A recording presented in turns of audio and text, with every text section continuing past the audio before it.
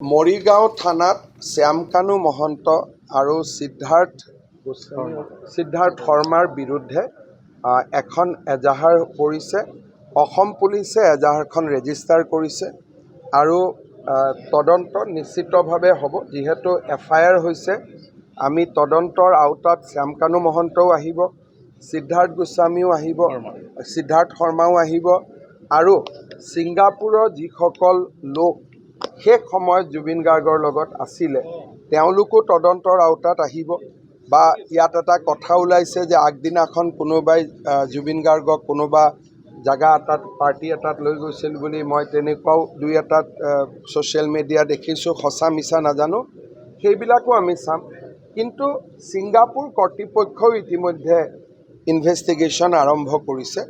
গতিকে ইয়াৰ যিহেতু place of occurrence India নহয়, গতিকে ক্ৰিমিনেল পাৰ্টটো যদি কিবা আছে ছিংগাপুৰৰ পৰা পাম আৰু অসমৰ পৰা লৈ যাওঁতে যদি কিবা বেয়া ভাবি লৈ যোৱা হৈছিল সেইটো আমি অসমত পাম। গতিকে এই ক্ষেত্ৰত আমি চৰকাৰে সম্পূৰ্ণ নিৰপেক্ষভাৱে যি ধৰণে কোনোবা ৰাইজে যদি সাক্ষীও দিব খোজে, কোনোবা ৰাইজৰ হাতত যদি কিবা খবৰো আছে, আমি সকলো ব্যৱস্থা কৰি দিম যাতে গোটেই বিষয়টো সকলোৰে কাৰণে মুকলি হৈ থাকে, কোনো কথা যাতে গোপন হৈ নাথাকে।